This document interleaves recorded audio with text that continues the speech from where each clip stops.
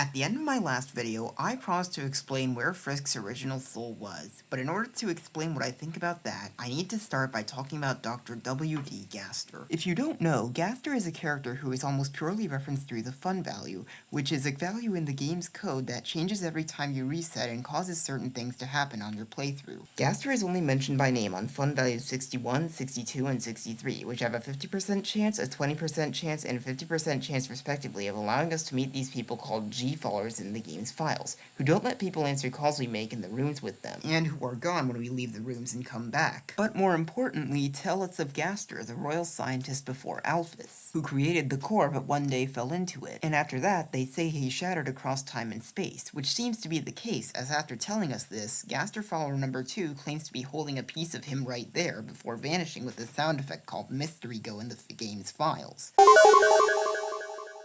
And this isn't the only place that Mystery Go plays, since on fun values 80 to 89 on the Nintendo Switch and Xbox versions of Undertale, outside of the genocide route, we meet this person called Clam Girl in the game's files, who tells us of her neighbor's daughter, Suzy, whose name is in yellow, like other important text. And if we talk to her again, she says fate finds a way. But if the fun value is exactly 81, and you talk to her during the pacifist epilogue, she tells you that the time when you will meet Suzy is fast approaching, as she turns grayscale and similarly vanishes with the Mystery Go sound effect.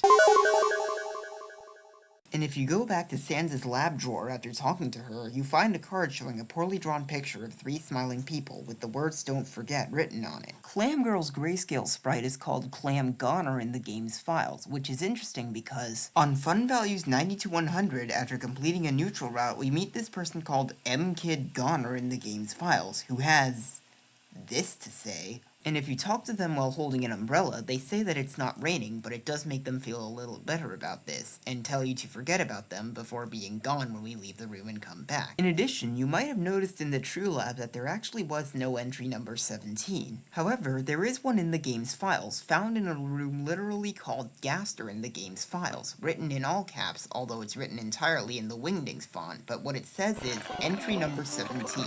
Dark, darker, yet darker. The darkness keeps growing, the shadows cutting deeper. Photon readings negative.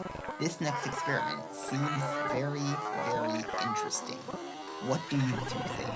And this might explain why Alphys is missing a 17th entry of her own. Perhaps this entry was somewhere in the True Lab that we couldn't find, and the True Lab can only have one entry with each number. Which is worth noting, because it means that the True Lab was most likely Gaster's lab, before Alphys took over and did her experiments there. It's also worth noting that this entry's typer value, which is a unique value in the game's code assigned to each different font of text in the game, is 666. It's also worth noting that this speaker's voice is actually a jumbled up version of ABC 123A, a hidden audio track in Undertale's files. This is what it originally sounded like. Hello, have some respect and don't spoil the game. It's impossible to have mysteries nowadays. Because of nosy people like you. Please keep all of this between us. If you post it online, I won't make any more secrets. No one will be impressed. It will be your fault. However, in Undertale's very first update, it was changed to just this.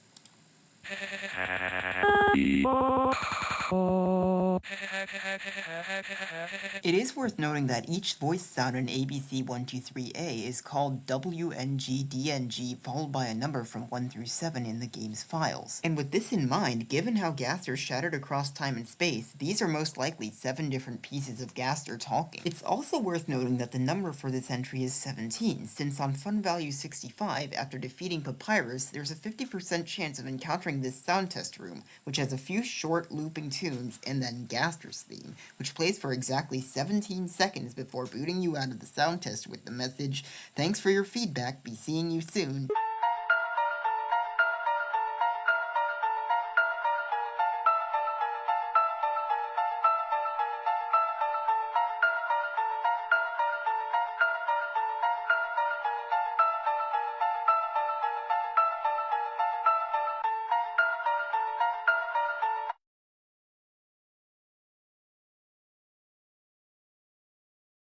In the game's files, the first 3 of these songs are just referred to as ST followed by their name in all lowercase with spaces removed, but Gaster's theme is just called ST Hymn. It's also worth noting that when reversed, looped, and slowed down, the Mystery Ghost sound effect starts to sound a bit like Gaster's theme, though it's a bit of a stretch.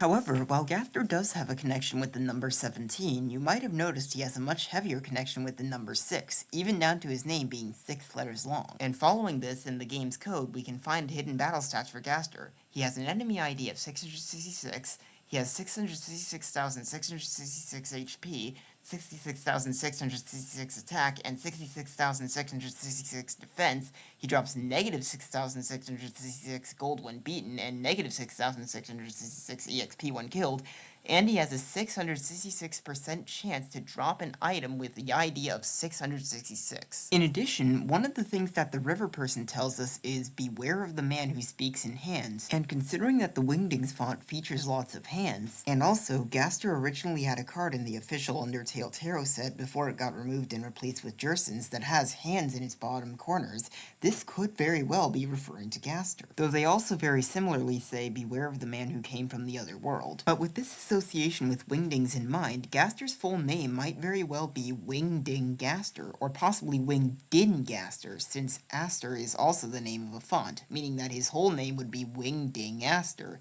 This actually marks the first of many notable connections between Gaster and Sans, that he has a chance of being named after 2 different fonts, and Sans and Papyrus also both have the same names as fonts. Also, Fun Value 66 adds this hallway that has a 10% chance of having a door that leads to a singular room with a singular character in it called Mystery Man in the game's files, who also doesn't let people answer calls we make in the room with him, and whom interacting with only leads him to smile and vanish with that same Mystery Ghost sound effect.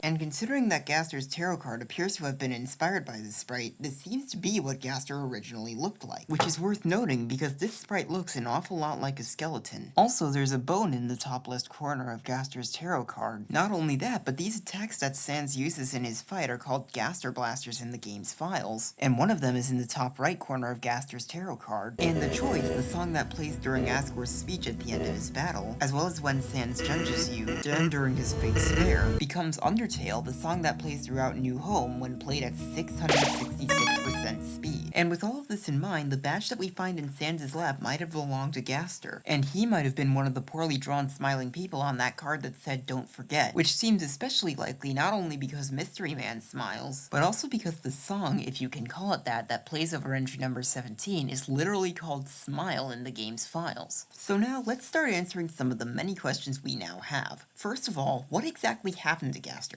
Why do so few people seem to remember him? Well, here's the thing about that. When you try to name the fallen human Gaster, the game just resets itself. Not only that, but Mystery Man was originally on the covers of both the Fangamer and I Am 8-Bit vinyl releases of Undertale's soundtrack, but removed later on. And there's also his tarot card getting replaced, as I said before. So whatever exactly happened to Gaster, it seems to have caused him to be erased from reality to the point that any attempt to remember him gets immediately overwritten. This even seems to have affected certain things relating to him, as that would explain why the hallway and the door to the Mystery Man room are gone if you try to go back to them, and also why he's missing 16 other entries. I think this is probably what the Goners are, people who have been erased and forcefully forgotten from reality.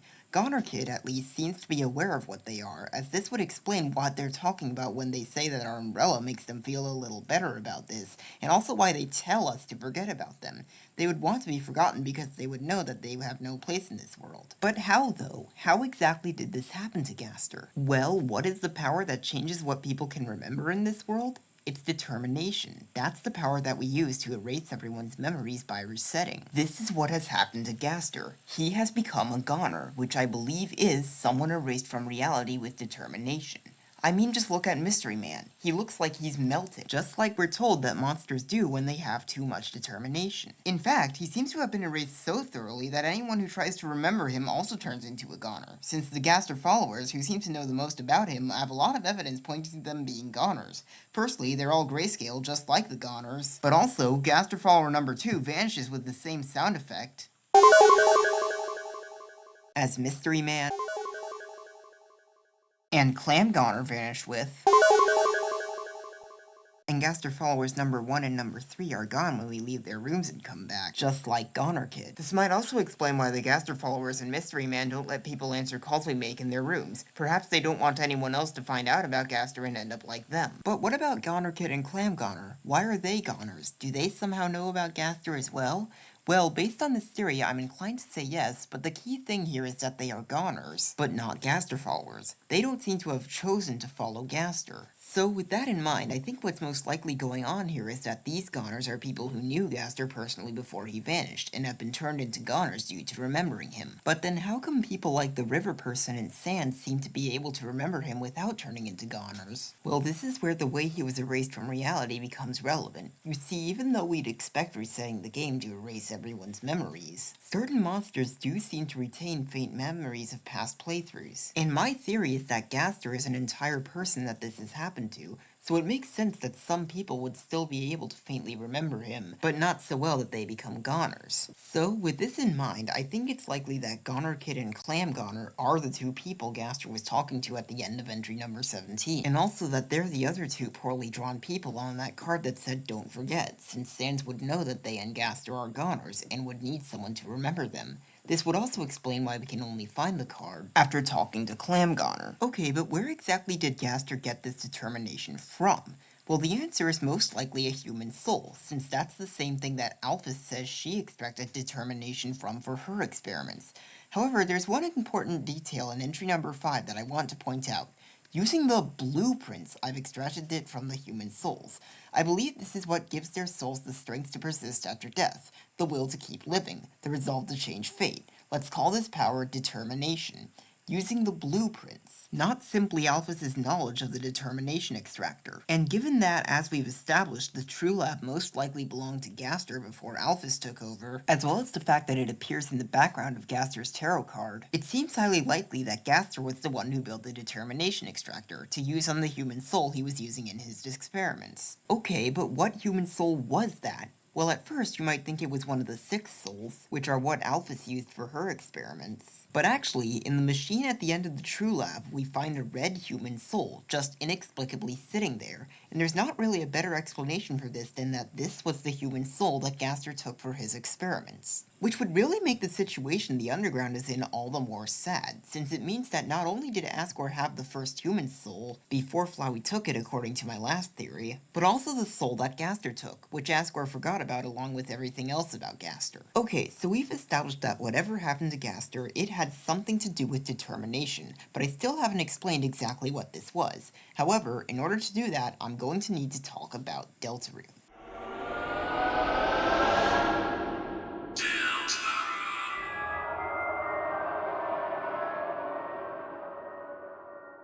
In Deltarune, there is an allusion to Gaster before we even get into the game, as the installer for the computer version of the game shows it as file version and product version 0.6.6.6. In addition, there are these lines of text in the game's code called error handlers, which, from my understanding, show up when the game has an error and doesn't know what text to show, but one of them says, "You can't read these symbols," or maybe it's the handwriting, which is an exact quote from the description of the blueprint in Sans' lab. And also, 3 of these error handler lines together form a poem. Is that a cut on your face or part of your eye? The gash weaves down as if you cry. The pain itself is reason why. Which sounds exactly like a description of Mystery Man. It's also worth noting that this is written in the form of a poem, since Gaster follower number 2 talks about Gaster in a similar rhyming way. When we get into the game, the voice that reads out the title card is WNGDNG2, the same voice that says the second line of ABC123A. The song that plays during the intro sounds very similar to Gaster's theme, and is called Another Hymn, just like how Gaster's theme is called ST Hymn. In addition, in the game's files, the parts of the vessel that we make at the start of the game are referred to as goners, and the whole sequence of creating it is called the Goner Maker, though this can just be explained by how the vessel ends up getting discarded, forcefully forgotten from reality, just like the other goners. While I'm on the topic of the Goner Maker, though, I should mention that when you start Deltarune from later than Chapter 1, the game saves you as simply having chosen the first option of every question in the Goner maker, except that oddly, in the gift question, it chooses mind, skipping over to kindness. But I'll get to that later. What's interesting here is that the voice that speaks during this intro, on the file selection before beating Chapter 1, when we die in Chapter 1, when we die to the knight after completing Chapter 3, or far enough into their fight, and at the end of Chapter 4, has a typer value of 666, just like that of entry number 17, though it switches to 667 later on in the intro, but that's exactly the same as typer value 666, except that it goes by faster. And also, this voice speaks with the same line breaks as entry number 17 has. This also seems to be the same voice as the one on the installer. This also seems to be the same voice giving us the achievements on the PlayStation version. Also, when we try to name the vessel or the creator Gaster, we get booted back to the beginning of the intro, which shouldn't make sense if Gaster hasn't been forcefully forgotten from reality in this game. However, it would make sense if Gaster is the one speaking to us here and guiding us through this intro, and he's booting us back to the beginning of it as a punishment for trying to use his name. It's also worth noting that when the Deltarune website was first created back in 2015, it only contained a single image called him, which when brightened said, "This next experiment seems very, very interesting," in all caps wingdings. Though in 2016 it was changed to say, "3 heroes appeared to banish the angels' heaven." So it at the very least seems like Gaster is aware of the Deltarune prophecy. And when Chapter 1 came out, it was changed to say, "Welcome. Please read these final warnings, then take it in your hands," followed by some warnings, all in the same font as the intro. However, things get more interesting when we look back at what happened to the Undertale Deltarune X account leading up to the releases of Chapters 1 and 2, and Blue Sky account leading up to the release of Chapters 3 and 4. During those times, the account profile picture went pitch dark, its name changed to 6 dark squares, and it started posting in all caps, with the same line breaks as this voice has. The tweets prior to the release of Chapter 1 are as follows: "Welcome. Have you been looking for me? How wonderful. I have been looking for you as well. I have something I want to show you, something I think you will find very, very interesting. But it is not complete yet. No, it is far from complete. Thus, I have a small favor to ask of you. Return here in 24 hours. At that time, I will ask you a few questions. Then, using your responses, we will approach its realization. Thank you very much for your time. I will be in contact again soon." And 24 hours later, they continue. "Thank you for waiting so long. After all, you and I, we have both been waiting such a very long time. So to be here finally on the verge of connection is quite exciting. I look forward to creating a new future with you. Now, show yourself. Deltarune." Now this should make what I'm about to say more obvious than anything. Gaster created Deltarune. This whole world was made by him. I mean, he literally calls it my Deltarune at the end of Chapter 4. This perfectly explains several of the mysteries about Gaster that we have. The sound test was probably made by him as a sound test for Deltarune, which explains why it says, "Be seeing you soon." And Deltarune probably was the game that he was talking about in ABC 123A.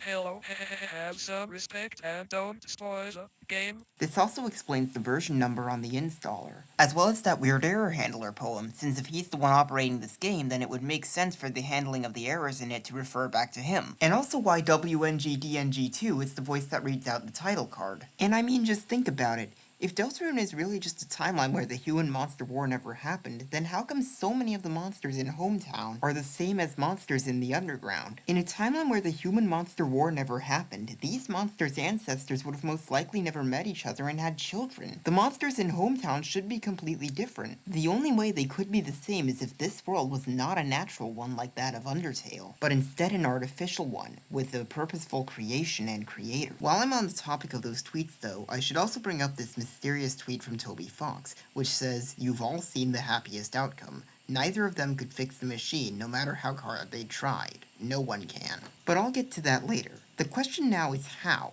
How did Gaster create this world? Well, in Deltarune, people are able to create worlds of their own, the Dark Worlds. And how are these worlds created? Well, according to what Queen says, with determination. And that honestly makes perfect sense, given what we know about determination. Entry number 5 calls it the will to keep living, and that's why it adds the power to grant inanimate objects life, just like what happened to Flowey. The Darkners are exactly the same thing, inanimate objects granted life through determination. This could explain why Darkners also turn grayscale when they turn to stone as a result of leaving their Dark World, given that determination is the godlike power over people's memories. because their light world counterparts have never been to those places, so the people in those worlds haven't been given any memories of them by the Lightners, resulting in them turning grayscale as a result of turning into goners. Which would explain why some Darkners turn to stone even in their own dark world as a result of their light world counterparts not being from other places even when they were moved to that area before there were ever dark worlds in those places, because the Lightners who spend the most time in those places haven't been to that area as much. When they're evil, because the Lightners wouldn't want to remember them, and when they're ancient, because the Lightners don't have as many memories of them. And certain Darkners might even have some determination powers themselves, as in the game's code, it can be found that Rules' description in the inventory actually extends past where you can see in-game, saying, "Hey, let me speak," which makes it seem like he's somehow aware that he's being cut off by the end of the text box. Not only that, but Flowey literally calls determination the power to reshape the world, which is exactly what Dark Worlds are, reshapings of the world into their creators' visions for it. Not only that, but the eyes of the Titans, which are literally beings of pure darkness, look exactly like how save points look in Deltarune. And in fact, it was pretty well known that determination has a double meaning in Undertale, both as its regular meaning as firmness of purpose, and as determination, the thing that keeps people living and stops them from dying. I think there is actually a third meaning of determination at play here, that being the controlling or deciding of something's nature or outcome. That is exactly what the Knight does when they make Dark Worlds. They gain freedom from the real light world that they're trapped in, through a world they can determine the inner workings of. What I am saying here is that this is the same thing Gaster is doing. He is using the determination from the human soul that he took to create this world and determine what happens in it. And while I'm on the topic, I think it's very likely that this soul actually is the one that we are playing as in Deltarune, since there's not a lot of other human souls Gaster could have been sending into there. Though this does raise the question of how the soul that we're playing as in Deltarune could be the same soul in the machine at the end of the True Lab, but I'll get to that later. For now, I need to explain why Gaster created this world in the first place, and in order to do that, I'll need to bring up the two last connections with Gaster that this world has that I have yet to mention.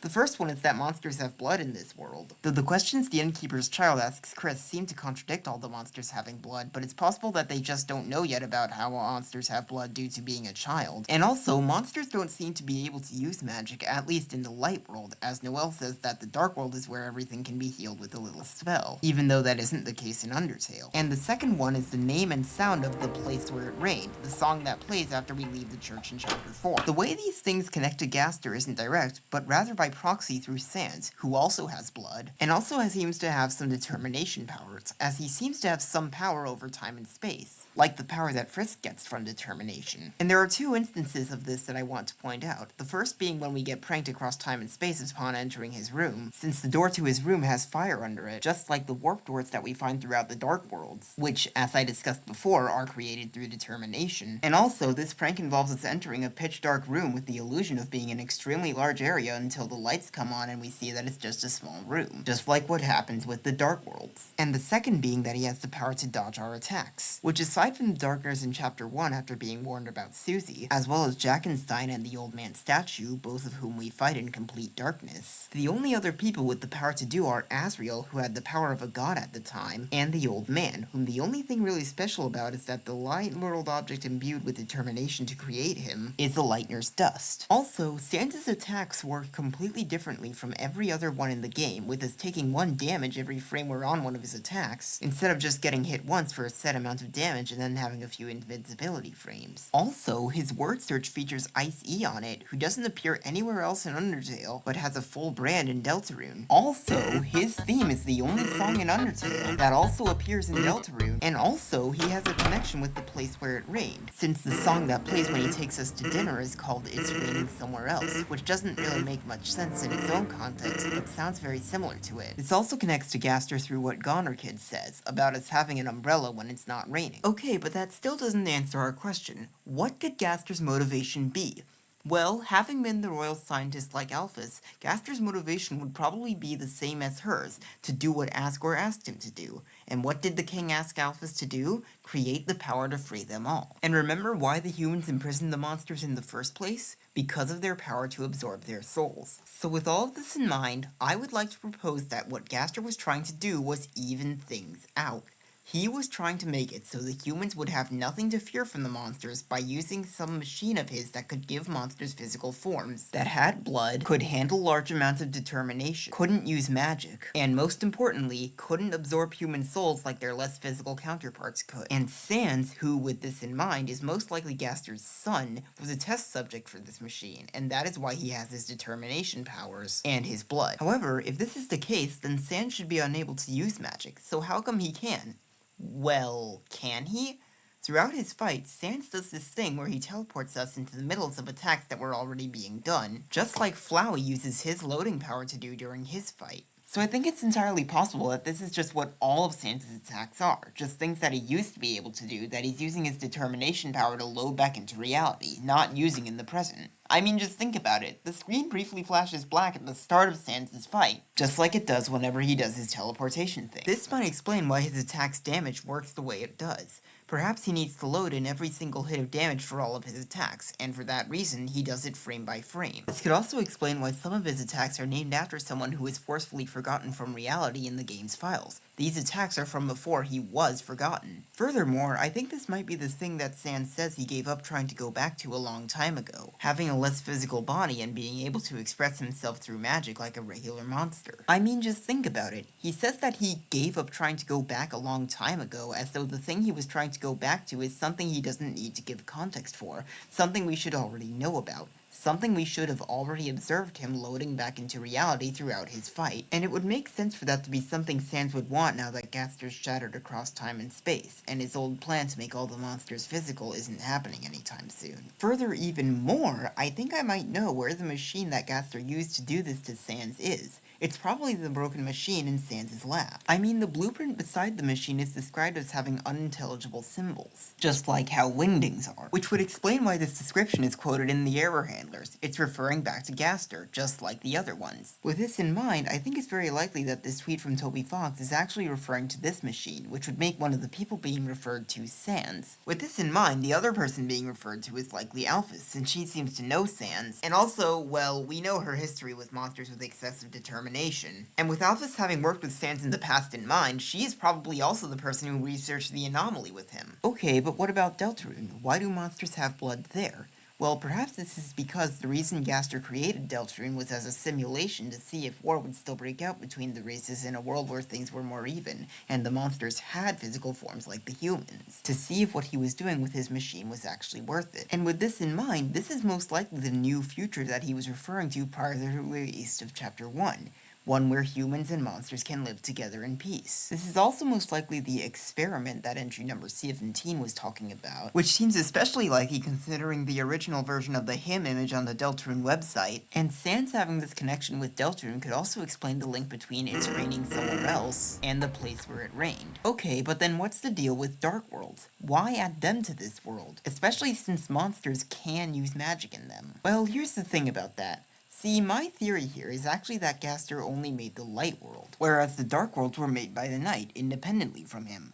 Though there is one dark world that I think Gaster created, and I actually don't think the night was working entirely independent from Gaster, but I'll get to both of those things later. And the key to understanding why this is that Depths, the image that appears on the background of the intro, also appears on the prophecy panels in Chapter 4. And also, more importantly, when we get close to the light world while in the dark worlds, usually even appearing on the dark fountains, as well as on the Titan. This would also make perfect sense with Rouse's explanation of the light and dark worlds, since while the dark world is an alternate view of reality through the lens of shadow, the light world is a place where everything is as you see. So it would make sense that instead of using his determination to create a dark world, whose residents would just reflect the objects in the area containing it, Gaster would create a light world, whose residents would reflect those of the already real world that he was living in, simply making the minor change that they would have physical bodies with blood, which explains why so many of the monsters in Hometown are the same as monsters in the underground. This also explains why Gaster was sending the player into this world in the first place. To use our power of light, the same power that he used to create this world to guide the heroes on their journey to seal the fountains so that his experiment could progress. And with this in mind, Gaster is probably the one singing Don't Forget. This was probably another piece of him reminding us of the light inside our soul that can seal away the darkness, which he wants us to do. The light inside your soul. Given all the places he speaks to us that I mentioned before, he is most certainly with us in the dark. I'm with you in the dark. And it would make perfect sense for Gaster to be singing this song, given that he was one of the people on the card that said Don't Forget. Okay, but if the light world was created by Gaster like this, then where is it? I mean, in Undertale, where is the light world? Gaster had to have put it somewhere. Well, in Deltarune, to people outside of Dark Worlds, it looks like the area they take up is just covered in pure darkness. So naturally, it would follow that to people outside the light world, it would look like the area it takes up is just covered in pure light. So where do we see that? The core. This would perfectly explain why we're able to save in Deltarune. Because this world is located in the core in the underground, which we are the being with the most determination in. This would also explain why Depths is called that, because the light world is deep below the core. This would also explain why Gaster fell into the core in the first place. He probably fell into the core on purpose to guide us through Deltarune. I mean, just think about it. The old man says that Lord of the Hammer became so grand, so overwhelming, some say it swallowed up the author himself. And also that Lord of the Hammer was based upon the actual prophecy. So this could be because Gaster fell into Deltarune. Okay, but if falling into the core just leads to the light world, then why would Gaster falling into the core lead him to be shattered across time and space? Well, perhaps he simply shattered himself across the time and space of Deltarune to keep watch over it from all around it. Okay, but then what are the pieces of him doing in Undertale? Well, I do have an answer for that, but in order to explain my reasoning, I'm going to need to talk about the angel.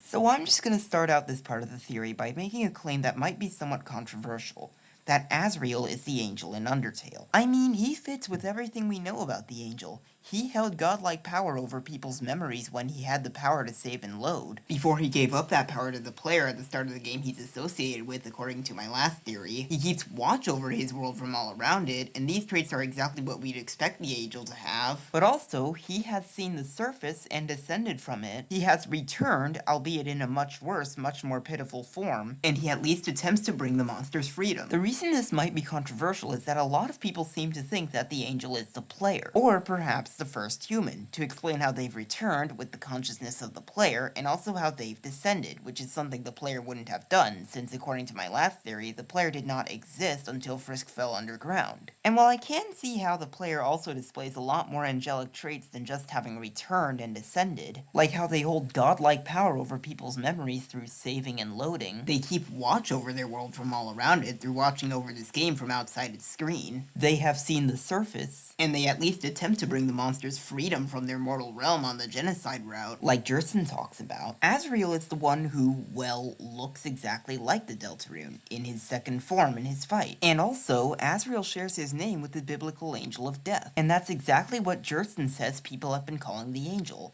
However, there's a problem here. Jerson only says that people have been calling the angel that lately, but the Deltarune prophecy seems to have existed for a much longer time. So this could mean that Asriel, the angel of death, only came along lately, and there was another angel before him, one who, perhaps, presided over a completely different world from Asriel's. So now, let's go over all the major traits of Asriel's to see if we can find someone who also has them, who could be this other angel. There are the angelic traits that he has that I already mentioned, but in addition to that, he is referred to as simply him, since the song that plays during his flashback is literally just called his theme. His actions are associated with turning people into goners, since throughout his fight he talks about forcing everyone to forget about us, which would turn us into a goner. And also, the weapon that he uses at the end of his first phase is literally called the Hyper Goner. Speaking of which, he is associated with a weapon that looks like an animal's skull. He's associated with rainbow-colored light, he has incredibly high stats. In the past, he has taken a human soul and attempted to use its determination power to free the monsters, but ultimately failed, dying as far as the monsters in the underground knew, before a very long time later coming back in, as I said before, a much worse, much more pitiful form. According to my last theory, he at least attempts to put the player into a vessel at the start of the game he's associated with, he turns into a goner at the end of the game he's associated with, And while this might not seem obvious at first, it does seem to make sense, since he says it's best if Frisk just forgets about him, just like how Goner Kid tells Frisk to forget about them. And I mean, Asriel would probably want to be a goner.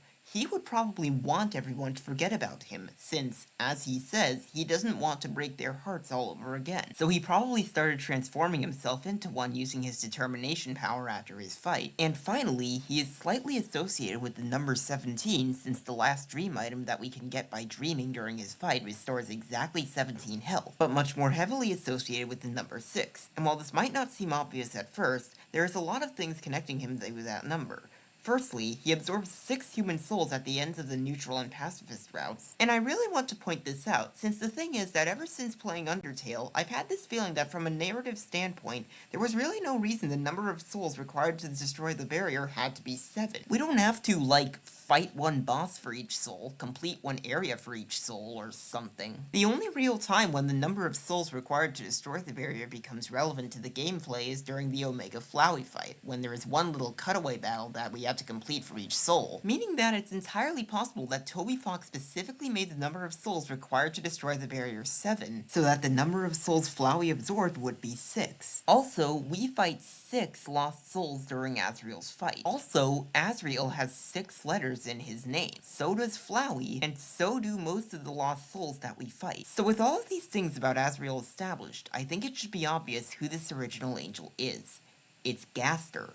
He is the one who fits all of these traits, partially based on my theory. While Asriel is the angel of Undertale, Gaster is the angel of Deltarune. I mean, just think about it. The hymn of the angel religion includes the words, "shadows cutting deep," which is almost verbatim a quote from entry number 17. Not only that, but it has the same motive as Don't Forget, which, as I said before, is being sung by Gaster. Don't forget, I'm with you in the dark. On that note, unlike other songs with this motive, Hymn and Don't Forget are actually being sung, and I would certainly describe the voice singing Don't Forget as angelic. Not only that, but the angel is stated to be watching over everyone in Deltarune. And watching over the light world that was below the main pathways of the core is exactly what Gaster would have been doing when he was in it. And not only that, but what do we see above every front-facing entranceway in the core? Angel symbols, literally located over the light world below us in the core. Not to mention all the places I brought up before where Gaster watches us, talking to us. Also, this organic says, why does the angel make its cry? Its cry, like a gash that weaves down as if you cry. And not only that, but this line is actually part of a poem constructed from the lines said by the other organics in this room, just like the poem in the Error Handlers, and the poem Gaster Follower number 2 tells us about him. Not only that, but there is a large amount of connections in Deltarune between memories and holiness. Firstly, the motive of The Holy, the song that plays when approaching a dark fountain, is also in Flashback Excerpt, the song that plays during various flashbacks. And Don't Forget, which is literally about not forgetting, Don't forget. is being sung, as I said before, by the angel. However, that's not all, as there is this strange pattern that I have noticed across the Lightners, in the way they talk about their memories. Rudy says he remembers when Chris and Asriel tried to make an angel doll, but they wasted the whole time making huge wings for it. QC says she remembers when Chris and their family would come in and order the special, but of course, things happened, and then they stopped coming together. But every Sunday, Chris and their brother would still come in, he'd order them a hot chocolate, and they'd sit down at the table in the corner, drawing shapes in the window with their breath. This tentacled monster asks if Chris remembers when, along with her, they used to skip the first hour of class to come to QC's, and they were fine, but she almost had to repeat the year because of it, though the crepes were worth it. Noelle asks about the memory of when Chris put ketchup on their arms and told her it was blood. Noelle also asks about the memory of when Chris told her IC was real and ate kids, so Death smacked them with a wiffle bat until they stopped lying. Bratty asks if Chris remembers when she played Truth or Dare with Asriel and says she made him give her his first kiss, but then Toriel found out he kissed someone, and Bratty says she thinks she basically dialed 911 and swears their family went to church every single day that week. Bratty also asks if Chris remembers when they wanted to hang out with the big kids, and she said, yeah, of course, just get us some burgers. And then, amazingly, they actually got them, so she told them to go back and get some french fries too. And then a dozen miniature cakes, and they were so good she ate like 6, and then she suddenly got so sick she had to go home. Toriel asks if Chris remembers when they were little and they asked when their horns were going to grow in, so they bought that headband with the little red horns on it, and they wore it for months. Toriel also asks if Chris remembers that video game they and Asriel used to play, Super Smashing Fighters, and says when he was very little, he loved the green lizard from it. They even had a birthday party for him themed around it. Asgore painted a bunch of eggs with spots as decoration, and Asriel loved it, until the next day, Asgore cooked them all for breakfast. Asriel just kept crying, and ever since, he's hated a book about eating green eggs. Susie tells Chris about the memory of the varying events that happened with Tenna after the end of Chapter 3. Also, on the weird route as it's referred to in the game's code, Noelle tells Chris about the memory of the varying ways Chris tried to pass the player's actions off as pranks the last night. Noelle then goes on about how after they said all of that, they took her hand and pulled a thorn out of her finger, and then they said when she saw them again not to mention that they did any of it, because it'd get her. Also on the weird route, Susie tells Chris about the memory of just before, when you try to tell her you'll never play piano again, when they started saying something and then they bit her hand. So what is going on with this? Why are the Lightners narrating back to Chris events that have happened in their own life that they should remember, even right after the event in question happens, and even when they tell them not to?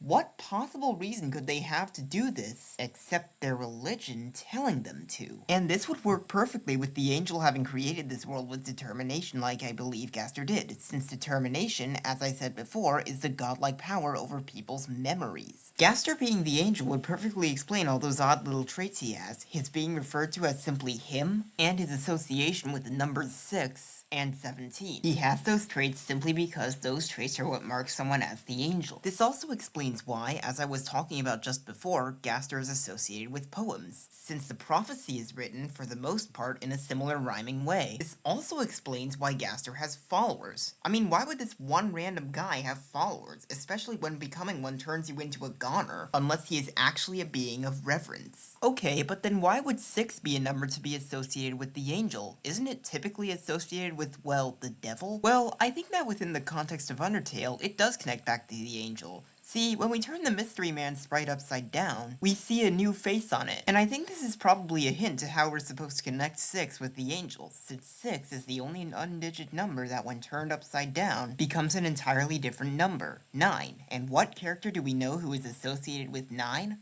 The first human, who has a Faustian bargain with the player after they wait 10 minutes at the end of the genocide route that results in them possessing Frisk's body at the end of any pacifist route afterward, who calls themselves a demon, and whose tarot card is of the devil. And why are they associated with 9? Well, as this letter from the Undertale 9th anniversary newsletter tells us, it's because there isn't a number that's higher. 9, 99, 999, 9,999. If everything gets high enough, you become invincible. Nothing can hurt you anymore.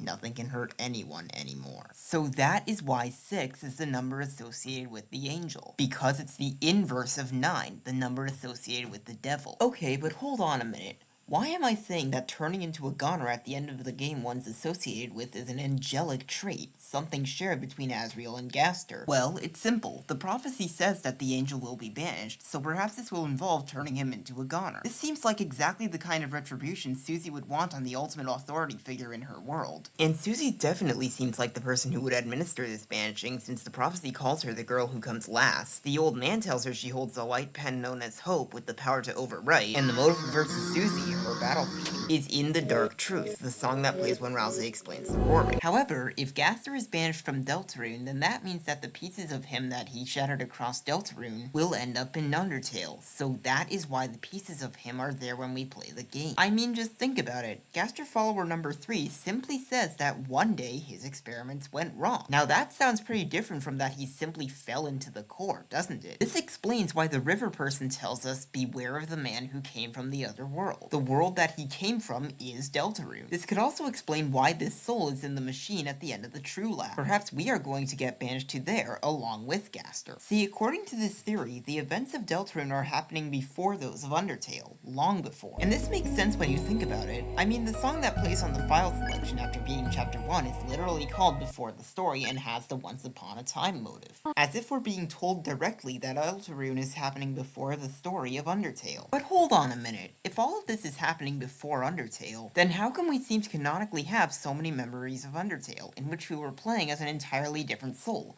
Why do we get the message at the bake sale that the power of reoccurring bake sales shines within us when we've never seen a bake sale before this in Deltarune, but we have seen one in Undertale? Also, why do we have the option to tell Sans great to see you again when we've never seen him before this in Deltarune, but we have seen him in Undertale? Also, why do we have the option to ask Sans about his brother in Chapter 2 even when we haven't learned about him earlier in Deltarune, but we do know about him from Undertale? Also, why do we have the option to ask Undyne about Alphys when she doesn't know who she is in Deltarune, but she does know who she is in Undertale? Well, I'll get to that later. For now, I need to talk about this prophecy panel. Why will the angel get its desire when it's banished? Well, the desire being referred to here is probably the desire that Gaster was following when he created Deltarune, for a world where everything was exactly the same except he didn't exist.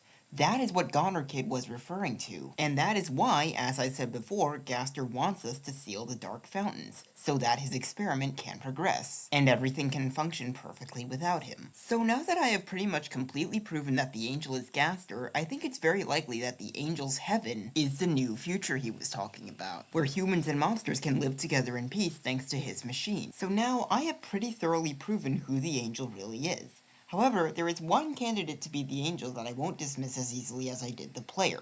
Noelle. Noelle definitely has many instances where she's equated with an angel. She says she'd grow big angel wings if she jumped out the window of the Ferris wheel. Rudy talks about a time when she made snow angels. And she talks about a time when she was the angel in the holiday pageant. Also, her outfit in the Dark World makes her look a lot like an angel. She literally gets crucified like Jesus did in Christian mythology. And her whole family is themed around the holiday celebrating Jesus' birth. However, here's the thing. Nowhere is Noelle equated with an angel more than on the Weird route. On that route, both this Addison and Spamton refer to her as Angel, and she literally has to wear a crown of thorns on her finger, once again like Jesus did in Christian mythology. Also, on this hidden page from the Holiday 2024 newsletter, Noelle talks about how when it snows, she and her sister and everyone have a contest to make the biggest snow angel of all. They lie on the ground and spread out their arms and wave them until they get a shape just like them. She's the smallest, even smaller than Chris, but she doesn't lose, because after they stand up to look, Des always tells her, "Hey look, Ellie, yours has more hidden underneath," and pushes away all the snow she couldn't reach, so she has the biggest wings of all. And immediately afterward, she says she wishes it could snow whenever she wanted. A clear allusion to Snowgrave. Also, think about what happens on that route. Its entire focus is on making Noelle stronger, and specifically making her stronger through pain. Pain that we inflict on her through the Thorn Ring, and pain that we make her inflict on others. The reason I bring this up is that no character in this game is more associated with pain than Gaster. There is, of course, the last line of that poem in the Error Handlers, but also, on the PlayStation version, he gives us achievements for receiving pain that involve dying in a certain chapter, or looking at the icy pain scale in the hospital, or taking damage a certain number of times. In addition, Smile, the song that plays over entry number 17, has been found to actually be a sort of mashup of the sound effects that play when the player, Muffet, and Majik take damage. Also, one of the options Gaster gives for your vessel's favorite food is pain, which itself might tie back to the Weird route somehow, since another one of the options here is cold. And one of the prompts you have to answer during the Goner Maker is you acknowledge the possibility of pain and seizure, which also seems to tie back to the Weird route, since this question is on the 1225th line of the game's code. And the number 1225 is heavily associated with the holiday family, since 12-25 is the date of Christmas. And also, based on several different pages of Spamton Sweepstakes, which was a sweepstakes for various Deltarune themed items, that doubled as a charity for Child's Play, that tripled as an ARG for the future chapters, Noelle's online name is Holiday Girl 1225. So it seems pretty likely that this prompt is actually about the Weird route. This could also explain the other part of it, about seizure, since on the Weird route, we seize Noelle's control away from her via the Thorn Ring. This could also explain why we still just move on with the Goner Maker even when we answer no to this question, since, of course, we don't have to go on the Weird route. Okay, but why is Gaster so associated with pain? Well, my guess is that it's because, like I just said, in both Undertale and Deltarune, inflicting pain onto people is what makes you stronger, so the reason Gaster is so heavily associated with pain is that he's the angel, the strong strongest being in the world, which is only further evidenced by those absolutely insane stats that I mentioned before. It's like that error handler poem says, the pain itself is reason why he's gotten so powerful. This could also explain why Gaster gives us achievements for receiving pain on the PlayStation version, since we become stronger when inflicting pain onto enemies. It could also explain why the game saves you as having chosen the first option of every question in the survey, except that it skips over kindness in the gift question when you start Deltarune from later than Chapter 1. Perhaps this is Gaster preventing you from choosing an option that would stop you from inflicting as much pain. Anyway, my point with all of this is that the amount of pain Noelle has to inflict in order to become stronger is just another thing linking her to the angel. So, with all of this in mind, I would like to propose that the reason Noelle has all of these things linking her to the angel is that the goal of the weird route is to raise her up into a new angel, which we can use to defy the prophecy and force our own version of the way things should go onto the world. I mean, just think about it. The very way we start the weird route is by going back the wrong way. It causes parts of the very world to be changed, like this sliding bead toy. It allows us to pretty much break the whole game by using the soul's position in a dialogue box to move it in the actual world, and then break the game further by somehow causing the room to become discolored, as well as making there be a bunch of wind. So then, is it going to work? Will we be able to defy the prophecy? Well, given the prophecy's ineffable nature, I'm inclined to say no. Just as Toby Fox told us all those years ago, Deltarune will have only one ending. And this whole attempt to make our own story will just give us something even worse, just like Rousey says at the end of Chapter 4 on the Weird Route. I mean, Spamton sums it up perfectly. You think making frozen chicken with your side chick is gonna let you drink up that sweet, sweet freedom sauce? Well, you're right. But don't blame me when you're crying in a broken home wishing you let your old pal Spamton kill you. So now I have thoroughly explained who I think the angel is. It's not the player, and it's not really Noelle. We're just trying to make her become it on the weird route. The angel is Asriel in Undertale, and Gaster in Deltarune. Okay, but hold on a minute. If there's an angel in both Undertale and Deltarune, then shouldn't there also be a devil in both games like I talked about before? Well, just like we did with Asriel, let's go over all the major traits of the first humans that this other devil would have. They have tried to defy the angel, as Asriel tells us about when we go back and talk to him at the end of the pacifist route. They're quite mean, though pretty harmlessly. They wear a green shirt with yellow stripes, they have a knife, they particularly like chocolate, and they are the human whose soul was taken by the angel. So with all these things about the first human established, I think it should be obvious who this other devil is. It's Chris. They are the one who fits all of these traits. While the first human is the devil of Undertale, Chris is the devil of Deltarune. I mean, just think about it. They have literally worn a headband with red horns on it. Okay, but there's a problem. Why am I saying that trying to defy the angel and being the human whose soul was taken by the angel are devilish traits, things shared between the first human and Chris? Well, let's start with trying to defy the angel. Chris definitely seems to be doing that, since they seem to be working with the knight, as evidenced by Chris making a dark fountain like the knight, Chris having multiple poses that the knight also does, Chris dealing less damage to the knight than Susie and Rousey outside of when they're both downed, the knight not swooning Chris coughing to the knight when we beat them without taking damage before their final attack, as if to warn them to get away because we're so good, and Chris suddenly thinking about Jockington right as we're about to learn the knight's identity by thinking about them in Chapter 4. The knight, as I said before, is going against what Gaster wants with his experiment by opening dark fountains. And with this in mind, the knight is probably the one who interrupted the Goner Maker and put us into Chris, perhaps taking their souls somewhere else. After all, whom could they trust more to contain their ultimate enemy, the only thing capable of sealing their fountains, than their own accomplice? It also seems likely that the knight is Chris's mysterious contact, which seems especially likely considering that they say Susie must not get guitar, and Susie guitar code stop, when the code in the guitar is for the shelter, which the knight seems to be using as a headquarters, and also that they talk about plans for a dark fountain and the church that night, only for them to then say, "I'll be right there" after Susie gets the guitar, followed by us finding the knight's dark fountain in the church right then, not at night, as though the knight has changed their plans as a result of Susie getting the guitar. The knight being Chris's contact could also explain why they captured Undyne, since they say to Chris, "Police sacrifice next week." So perhaps they're planning to kill Undyne as a sacrifice in order to, like I said before, use the pain they inflict on her to become stronger. Okay, but how could Chris be the human whose soul was taken by the angel? That literally makes no sense. Chris wasn't even created until Gaster created Deltarune with determination from that soul. But it could work if the human that Gaster took that soul from was Chris's Undertale counterpart, which I believe they are. Allow me to explain.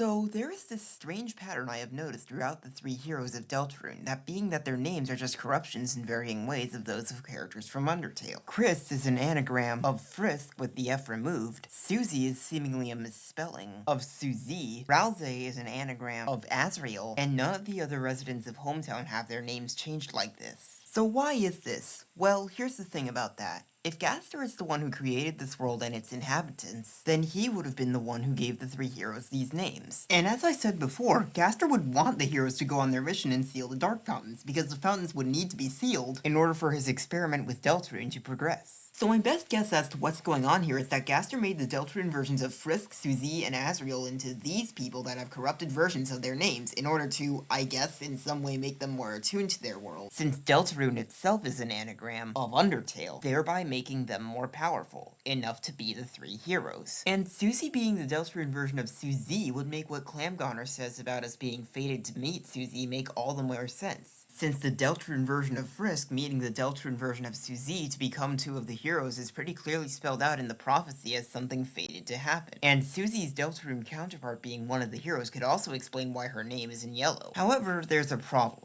See, while Gaster knowing Suzie is pretty reasonable, since she's the daughter of the neighbor of someone who, as we've already established, knew Gaster personally, and Gaster knowing Asriel is also pretty reasonable, since he's, well, the prince of the monsters, what about Frisk? How could Gaster possibly know Frisk? He shattered across time and space possibly centuries before they even fell underground. But there is one way he could have known them, and that is if Frisk was the human that Gaster took the soul of all those years ago. Okay, but hold on a minute. If Frisk was the human that Gaster took the soul of, then in order for that to have happened, Frisk must have fallen underground, right?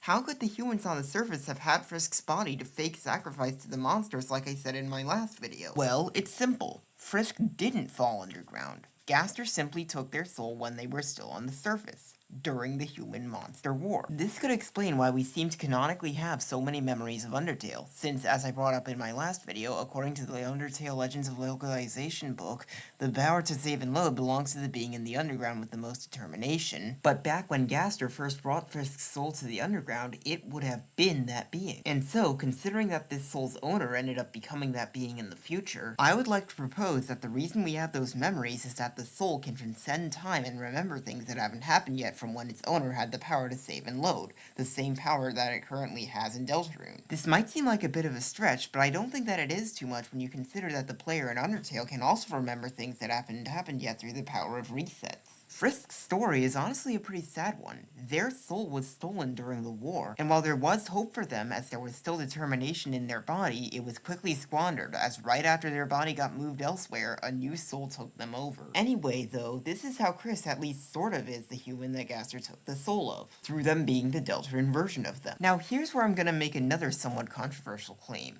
that the player is actually the Tale of Hell.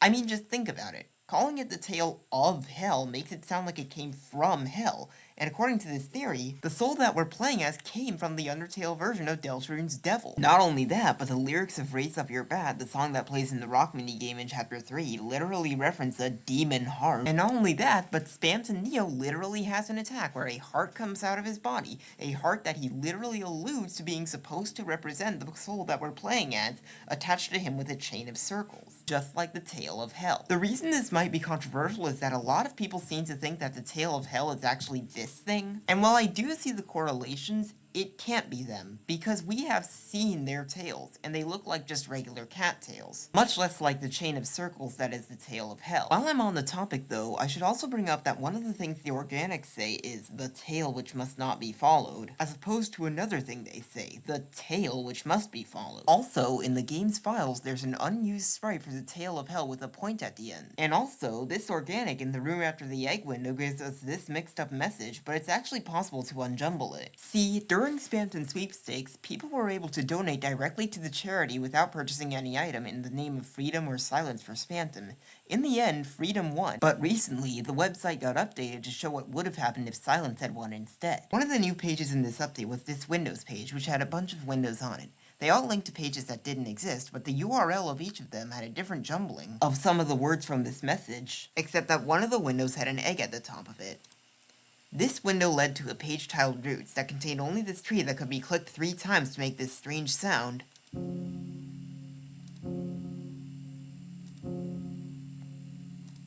before sending you to a different page. This is all very reminiscent of what happens in-game, but the jumbling of the words in this page's URL was "lost where the forest would grow." And with that part of this jumble of words solved, as well as with tail being the last word since it has a period, this full sentence unjumbled is most likely "lost where the forest would grow, the children followed the pointed tail." However, if the heart in that attack is supposed to represent the player, then the next thing we need to figure out is whom Spamton is supposed to represent here. At first, you might think it's Chris, since they're the one being possessed by the soul. And while Spamton definitely does seem to connect with them, as they're the one he wants to take his deal for hyperlink blocked, which is probably just control over their life, there is someone that I think he relates to more. Noelle. Spamton seems to have a history with Noelle, as on the blue circle page of Spamton Sweepstakes, she blogs about a time when he seemingly sent her some code that translated into a Pippus and cat petters. Also, Noelle says that Spamton's shop feels nostalgic, and in the game's code she has dialogue for when the deal maker is equipped to her, stating that it seems familiar. And also, Spamton helps Noelle become stronger on the weird route. Okay, but Noelle doesn't exactly relate to Spamton that much. Spamton is someone who's lost everything, most of all his own mind, and whose only want seems to be for freedom from the being that's controlling him. That doesn't really sound like Noelle at all, but it does sound an awful lot like how she will end up on the weird route. Think about it. On the weird route, Noelle is losing herself. She's becoming nothing more than a puppet for this being that's controlling her. And Spamton specifically relating to how Noelle will end up on the weird route could explain why he also seems to connect with Chris so much in spite of Noelle being the party member he really relates to, because they are a victim of the weird route as well. And so, with this in mind, I would like to propose that this Tale of Hell prophecy panel is actually referring to what the player will become on the weird route.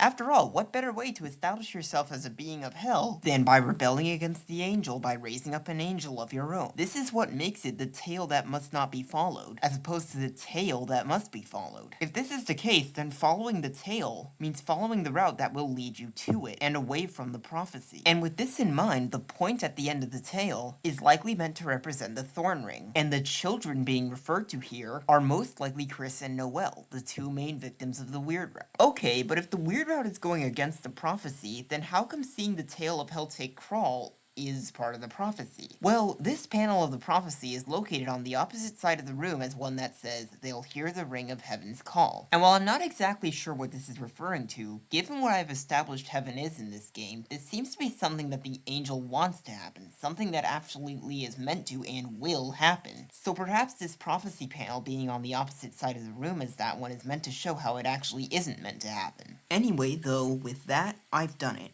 I have answered the question I set out to at the start of this video. I have solved where Frisk's original soul is, and now there's just one thing left for me to solve. See, in order for what I said before about the three heroes to work, Ralsei would be the Deltarune version of Asriel, which literally makes no sense, right? Well, here's the thing about that. The prophecy states that the third hero is the prince, lost and alone in deepest dark. So perhaps in order to create this hero to seal the fountains, Gaster took Asriel and transformed him into Ralsei, this modified darker version of him that, let me emphasize this, isn't actually him. It would make perfect sense for Asriel to be the one that Gaster would choose for this, since his Undertale counterpart is an angel just like him. Ralsei being this sort of Lightner who was made to be a Darkner could explain why he seems so special among the Darkners, why he seems to know more than he should, and why he doesn't turn to stone when going to another Dark World, since, of course, Lightners don't turn to stone in Dark Worlds. Not only that, but Ralsei is literally referred to as a Lightner on multiple occasions, when he's referred to as part of a group of Lightners. And I mean, just think about it. Ralsei's entire character arc is about discovering just who he is. This would make perfect sense for someone who's a transformed version of someone else. This is also probably what Ralsei was explaining to Chris during the instances in the first two chapters when he leads us to be distracted by Susie, which seems especially likely considering what he tells Chris when we choose to just chill with him in chapter 3. The Prince from the Dark being a transformed version of Asriel could also explain all the weird inherent connections that darkness seems to have with him, like how the Titan, which as I said before is a being of pure darkness, has the same chomping mouth attack as Omega Flowey. See, in Deltarune, the roles of Gaster and Asriel have been swapped from what they were in Undertale. In Deltarune, Gaster is the angel, the one who sent us into the world, and watches us throughout our journey, whereas Asriel is the one who's been erased from existence in some way, that we can only even hear about from secondhand accounts, whom the only thing left of is this worse, disgraced version of him. Okay, but how could Gaster have transformed Asriel from a Lightner to a Darkner like this if he only created the Light World? That wouldn't make any sense. Well, here's the thing about that. While Rousey is a Darkner, the dark fountain that he came from is the Grand Fountain, which behaves differently from all the other fountains.